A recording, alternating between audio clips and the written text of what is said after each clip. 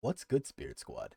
Today we're going to be taking a look at Dominaria United since, I don't know, 3/4 to 4/5 of the spoilers are finally out. And there's quite a few cards to actually be excited about. So we're going to go ahead and just kind of run some gameplay while we talk about the various spoilers, because I am pretty excited about this. Now, on our last video, and I'll put up a card up top so that you can check that out. We checked out a card called Combat Research, which is essentially Series Obsessions number 5 and 6. You probably don't want to go up any higher than 6 copies of that type of effect in your deck. You could go up to 8 if you wanted. But anyway, Combat Research, for anybody who hasn't seen it yet, is a 1 mana blue enchantment. And it has, creature has, whenever this creature deals combat damage to a player, you may draw a card, which is pretty sweet. That's exactly what we want out of our auras. It makes our Geistlight Snares better. It means we get the turn 1 Curious Obsession start a lot more often. It's going to be a great time. But also, if the enchanted creature is legendary, it is +1/+1 and has irrelevant to us, but one day down the road, that could very well come up. So we've got a few other cards pulled up like that too, and I'm pretty excited to kind of check all out. So here's Lore, that's what we're playing today. And the first card I want to go over is going to be a Dark Wastes, and that's going to be the blue-white Painland. Now, we did get, of course, more than just a blue-white one printed in Standard/Pioneer, right? But specifically, a Dark Waste is going to be great for us as Spirits pilots because we can put this card into either blue-white Spirits or into Banned Spirits in Pioneer. You can technically play either of those decks in Historic on Arena here as well, but Pioneer/Explorer is what's really going to be happiest about this. So you get to have a land that makes it so that, you know, I can stop making fun of things like Port Town, but on a much more realistic tip, you can keep yourself playing things like a Deserted Port, Glacial Fortress. There's a lot of these types of cards that you don't necessarily want to be on the receiving end of. And having access to something more like a Dark Waste will make it so that your turn 1 mana is always tapped. And that's pretty much all we want out. So the next card here is going to be a Johnny Sleeper Agent. And this thing is sick. Now, it could cost a total of 4, but if you pay Phyrexian mana, instead it'll be 3. And what it does is you can +1 to reveal the top card of your library. If it's a creature or a planeswalker, you can put it into your hand, otherwise put it on the bottom. And that sounds a lot like Dominaria, right? Like the first one. You could just use the +1, be very excited about your life, right?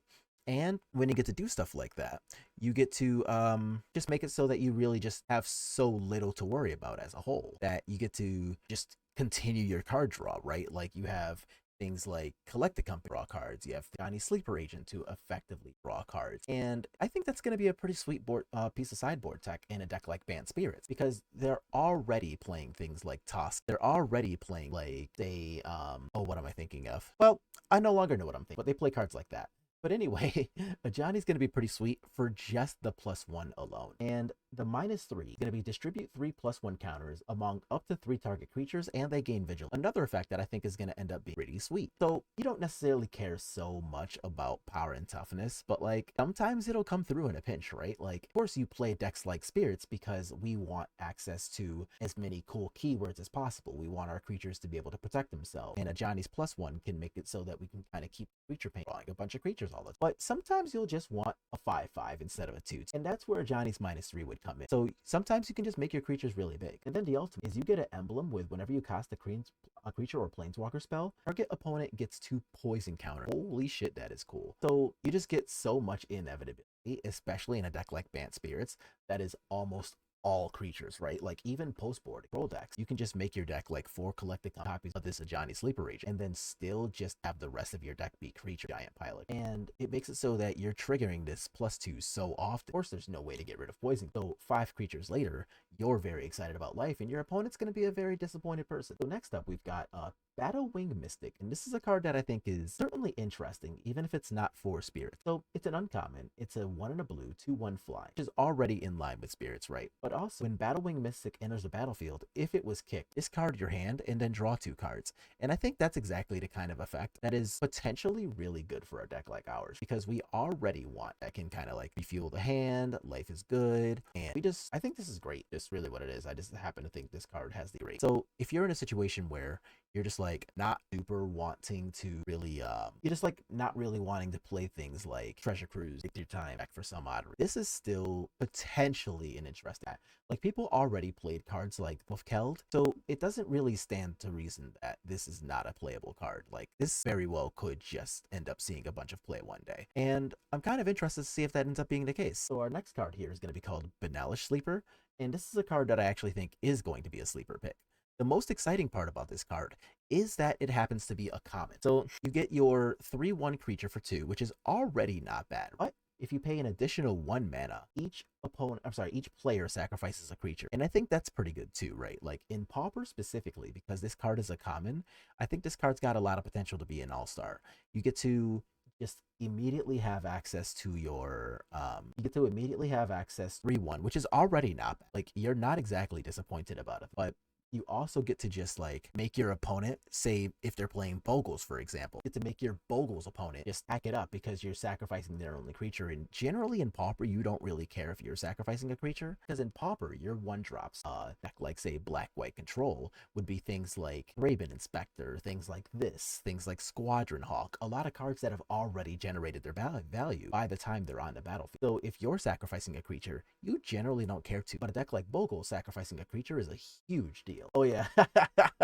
So next we have Citizen's Arrest, and honestly this card, it's just another Banishing Light variant. There's like 6 of these, but honestly the picture makes me laugh because remember that old meme where, hey yo, this nigga ain't beans? That's this, and I love it, and I'm here for it, and I need more flavor. This is A1 art. Next up we have Cut Down, and Cut Down is another one that I think is interesting, but ultimately not like that great. So what Cut Down actually does is for 1 black, instant speed, destroy target creature with total power and toughness 5 or less. So that means that you can kill a 2/3 or a 3/2, but nothing bigger than that. And I still think this has a lot of targets in a lot of formats, right? Like right now, for example, we're playing against some Cat Oven variant of Black-Red Sacrifice, and this kills a lot of cards out of that deck. Like it can kill a cat if you catch them without an oven. It can kill Priest of Forgotten Gods. It can kill most of the creatures that are not named Mayhem Devil or Corvold. And I think for 1 mana, that's not even bad. So actually, I'm okay with this. I can just rattle chain. So I think Cut Down has a lot of it. Like, and if you take it up to Modern, for example, you can get to playing things like, say, Solitude is a 3/2, Grief is a 3/2. Most creatures in Hammer Time are 2/2 or smaller. Like, there's a lot of stuff to be able to do, and I'll be really glad for not really having to worry too much about this. So yeah, I think Cut Down is like not bad if you want a Fatal Push, say number like 5 and 6. I think this is certainly an okay spot, especially in a format like Pioneer, where you're already playing cards like Strangle that are fine, but maybe not necessarily everything you need to get out of it. So next is going to be Defiler of Dreams, and this is actually a cycle. So part of these are all the same. This one specifically is going to be a 5 mana 4/3 flyer. As an additional cost to play blue permanent spell, you can pay 2 life, and they cost blue less if you paid life this way, basically giving all of your blue permanent cards Phyrexian. So that's effectively what we're doing here. And that, if any of y'all have not played Magic in like 2011, is a ridiculous ability. It is actually batshit crazy how good that ability. And oh, are we casting something? Opponent, whatever. So, but like I said, there's a cycle of these. So if you get to the territory of having like your black permanents cost really important, because there's already a lot of high cost black permanent that you really just like don't want to be on the other side of sometimes. The blue one is probably the scariest just by nature of blue cards being usually better than everything else. Like the idea of giving all your blue stuff Phyrexian Man is kind of unreal, right?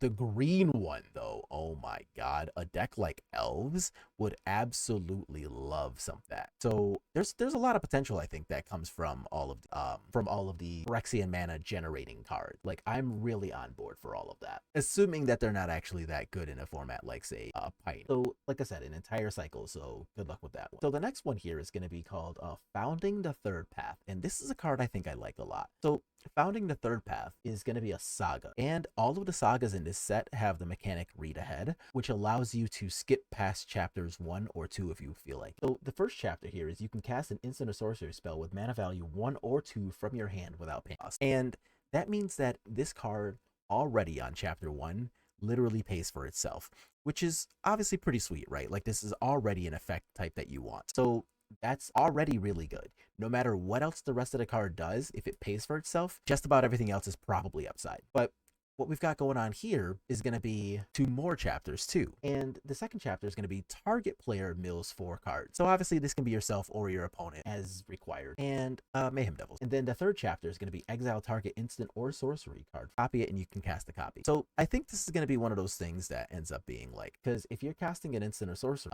from 1 or 2 from your hand, then like I said, that's already replacing itself. And there's a lot of really good sorceries out there that you have access. The biggest thing for this card, at least as far as hype is concerned, has been Mill in Modern. Because Mill in Modern, you get access to cards like, what is it called? You get cards like Glimpse the Unthinkable and Magnet Cacophony. So you can like immediately mill your opponents for, I think we're going to go to game. So you can immediately make them mill 8 cards or 10 cards. The second chapter makes them mill 4 more. And then the chapter 3, you can exile the same 1 or 2 drop card and then copy it and cast it again. So you do have to pay mana for that, but like still, out of this 1 card, right, you get to effectively glimpse the unthinkable them for 10. Chapter 2 is going to be 4 more. And then chapter 3 is going to give you that same Glimpse the Unthinkable without making you use another card. I think that's really big.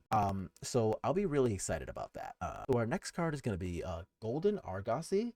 And this is going to be a vehicle. It's legend. 4 mana for a 3/6 with crew. And whenever this card attacks, exile each creature that crewed it this turn and return them to their battlefield. Oh my god. So yeah, so exile each creature that crewed it this turn. And even though it's got crew 1, you are allowed to crew more than 1. Like you can just crew it multiple times and that's okay. The way vehicles work is that crew is just wired. But if you have like 4 creatures that you want to use to crew it, you're allowed. And that's got a huge upside though, because whenever this thing attacks, exile each creature that crewed it this turn and return them to the battlefield afterwards. So you get to just like be really excited about having access to all of your cards' blink effects twice. And yeah, that's clearly super freaking cool. So very, very hype about that. So our next card here is going to be called Guardian of Nubenalia. And this is another card that I think has like super crazy potential. And oh man, I was going to use that. So Guardian of Nubenalia says, enlist. And as this creature attacks, you can tap a non-attacking creature you control without summoning sickness. When you do, you add its power to this's. And I honestly think that effect is just like, okay, it's fine. It really isn't anything exciting if you ask me. But whenever Guardian of Nubenalia enlists a creature, you can scry 2. And that's honestly still not exciting, but it's better than Stone Nothing, I guess. So I guess I'm pretty okay with that part. The exciting part about this card is discard a card. This thing gets indestructible until end of turn and tap it. Now that has historically been very good in really a bunch of different things. Like that has just been a very, very powerful good effect. And the most exciting part for me for that style of card here is the fact that this is not once a turn. That is not stated anywhere on this card. So you can just do the cool thing really as many times as you would like. And that leads to legacy play. So you can play things like Dredge, for example, and you'll be able to go ahead and use this over and over and over, putting all of your dredgers into your graveyard. Things like miscellaneous feature combo decks, like say, what is it, Tenfins, that uses like Children of Corliss. You can use these effects all over. Like there's just a lot of random cool things done. And I like stuff like that, you know, like it's exciting, it's fun, and I really love just whenever we get the Insano ability. Almost kind of like eat on how effective your cards can be, right? Because like we just definitely want just wild shit happening all the time. And this is exactly the kind of card that really wild shit. As long as it's not like super out of control. But I think at 2 mana instead of 1, this card's fine to print. It's just know that there is something there. Our next card here is going to be Karn Living Legacy. And I like this card quite a bit. So Karn is going to be a planeswalker. It's 4 mana for colorless as always. And +1 is going to be create a tapped Power Stone token. Power Stone tokens are artifacts that have tap, add a colorless. This mana cannot be spent to cast a non-artifact spell, which I think is fine. So the fact that this can't cast non-artifact spells is pretty acceptable given how powerful just getting extra mana every turn. So like that's not really an ability I would say to sleep on anytime. And let's see, the -1 is the one that I'm really excited about. So the -1, pay any amount of, look at that many cards from the top of your library and put one of those cards from your hand, into your hand, and the rest on the bottom of your library in a random order. So the reason that's so exciting is because this says absolutely zero about, how much of a limit there is on this. Like you can just literally pay infinite mana if you really want to, and you can look at your entire deck. It's basically Demonic Tutor. So that's just really exciting. And I just want to be able to do cool shit like that basically all the time if I have the ability to. Like, that's just really one I want out of life almost all the time. And again, this is a card that says, like, basically -1 to Demonic Tutor whenever you feel like it is pretty much how that. And just that is pretty freaking absurd. So if you have any kind of like Devoted Druid combo, for example, this can just instantly end the game in that kind of scenario where you're just like, okay, well, I'm going to be able to make infinite mana and use that infinite mana to look for as I feel like. And that's super stupid powerful. So yeah. And then there's a -7. That says you get an emblem with tap an untapped artifact you control, deals a damage to any target, which is also pretty powerful, right? Like, people already played cards like Garrett per Aether Grid in the past, so I wouldn't necessarily hate seeing an effect like that where you're just like, all right, I'm going to definitely get myself a free Garrett per Aether Grid, and that's pretty good. So that'll be a pretty exciting Planeswalker, especially for that -1, and I'm pretty excited to see exactly like how deep that goes. Our next card here is going to be Leyline Binding. And I think Leyline Binding is another one of those really exciting where you're able to just kind of go, okay, well, I'm going to be able to have effectively, oh, what am I thinking? I probably lost. Yeah, we're dead. Well, so Leyline Binding costs 5 and a white for an enchantment with flash, and it's got domain. So this spell costs 1 less to cast for each basic type amongst roll, and when this thing has domain, it's 1 less for each basic land type you control, which is pretty damn good. You get to instantly go Ryome and then the opposite color shock land, and this is all doable via fetch lands too. So if you use, I don't know, say Scalding Tarn #1 to go get a Steam Vent, then you can immediately use your other, I don't think I can do anything. Yeah, they have too many foods for done here. So this is really sweet for us though, because like you can go Ryome for off of Steam Vents, go get Rogran Triumph for the Jeskai color, and then you can just go ahead and do the other 2 colors, the Overgrown, off of any fetch that gets those. So if you have like Scalding Tarn and a Misty Rainforest, well, that's able to get both of those lands. So you just immediately have all 5 colors. Now your Leyline Binding costs just 1 as early as turn 2. So that's a huge advantage. And people who are playing things like Scion of Draco already know how easy it is to obtain your color. So that's not exactly going to come as like a huge surprise to a lot of you. So I'm pretty excited to see how big that go. And yeah, this is a card that's got a lot of potential. So the next thing is going to be Liliana of the Veil, and she's going to be the card that really just does not induction here.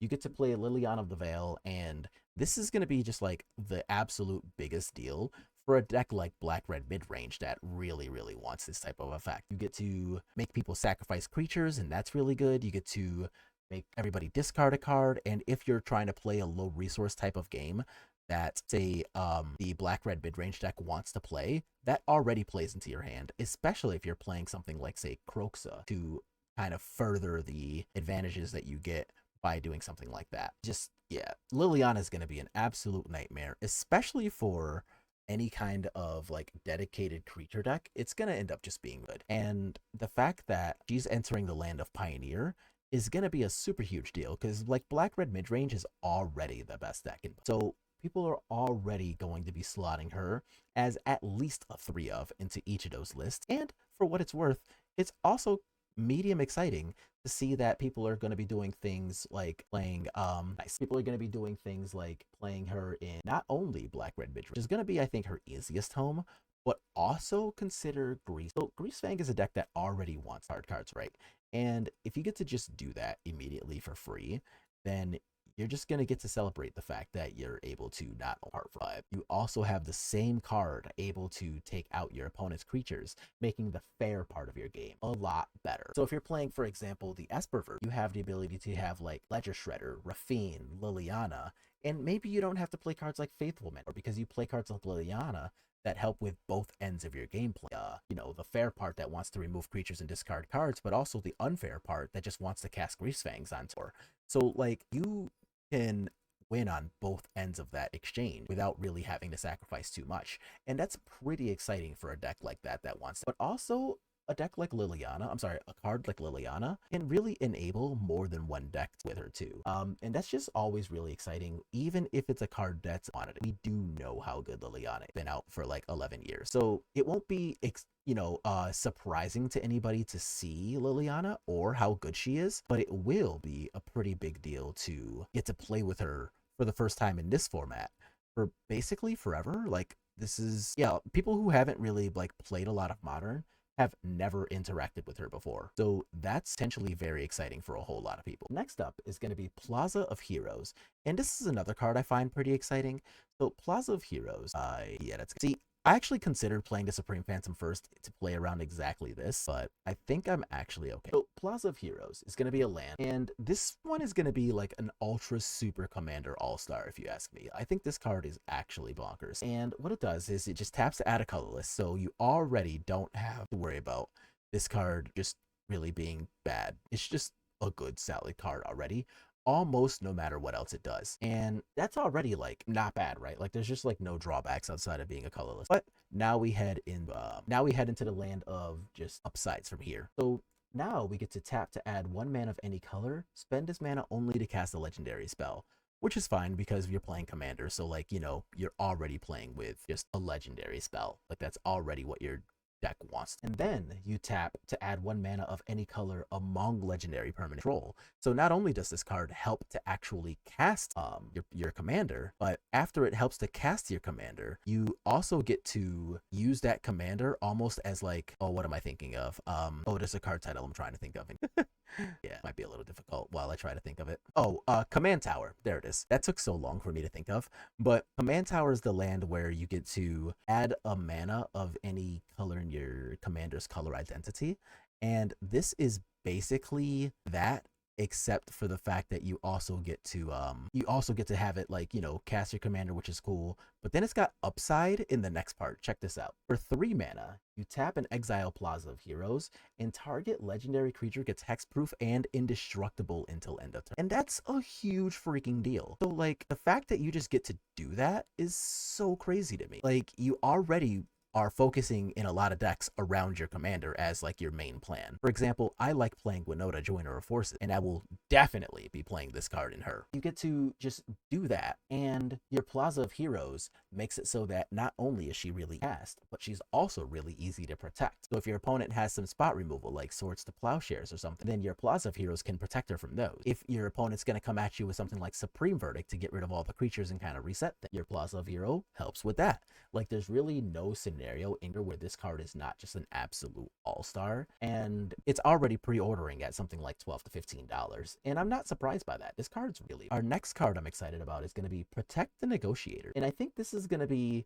one that honestly should not see play, but I think it will. So Protect Negotiators is for 1 and a blue, counter target spell unless its controller pays 1 mana for each creature you control. And honestly, all things considered, that's not a terrible effect in and of itself. Like if you're playing a deck, for example, like this one, you will usually have 1, sometimes 2 or 3 creatures on the table, and it's just like, okay, 2 mana censor that is sometimes like a mana. That's okay. And if you pay a white on top as well, you're gonna get a white creature token out of it as well.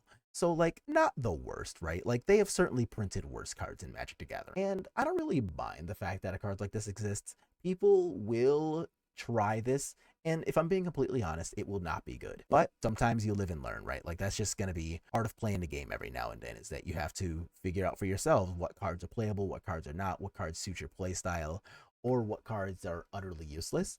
And my advice is going to be to exercise caution when trying to play a card like this, because if I'm being completely honest with y'all, it's just flat out like not great. So, but it'll see play. So if you do see somebody playing it, just, I don't know, don't act surprised, I guess. So our next card I'm excited about is going to be Sarah Paragon. And this one actually does have a lot of, like, I don't even know where this card's best home is going to be, but I do know that wherever its best home is going to be, I really want parts. So let's see if this actually gets away with getting rid of it. So Sarah Paragon is going to be a 4 mana 3/4 flyer, and once during each year turn you can play a land from your graveyard or cast a permanent with mana value 3 or less, and when you do, that permanent gains when this permanent is put into a graveyard from the battlefield, you exile it and you gain 2 life. Joke's on you, I play poker, I got 2 pair. And I think this is really good, especially for a deck like us that sometimes will just really want a bunch of, do they block here? I don't know that they block here. Okay, that's fine. So yeah, so a deck, and it does say once during each of your turns, so you're not going to get the insano benefit of something like, say, I don't know, a copy of, what's the most thing that could happen? Like you can't spell quell or somebody using this during their turn, for example. because of the fact that it says once during each of your turns. But you can still play things at instant speed during it. It doesn't say anything about sorcery speed. So if you have this on the table and your opponent's going to try to, like, I don't know, fatal push one of your spirits or something, right? Then that is still going to be something that you're able to at least have an okay time of playing with / around. And I think I like that kind of effect for us, where you get to just like instantly have your super nice things all the time. Honestly, it's just a good, cool thing to be able to do. Like, you get to buy back your Supreme Phantoms and your Empyrean Eagles. You get to flash Rattle Chains in response to any pre or mid combat removals. There's a lot of stuff that you're able to do with a card like this. And I'm kind of here for it. So I just want to see a card like this see at least decent play. It's probably going to see at best middling play, because like it's not exactly the strongest stat line, but I think the card totally has the ability to. And I'm kind of excited to see where a card like this goes in the grand scheme of things, just because it looks really strong. Like, I'm very excited to see just how strong a card like this has the ability to get. Our next card is going to be Sheoldred the Apocalypse, and this is going to be one of those cards that's like almost too obvious in how strong it is. So it's going to be 4 mana for a 4/5 Death Touch, and that is a line that we've seen before. I think 4/5 Death Touch has been on, oh, what am I thinking of?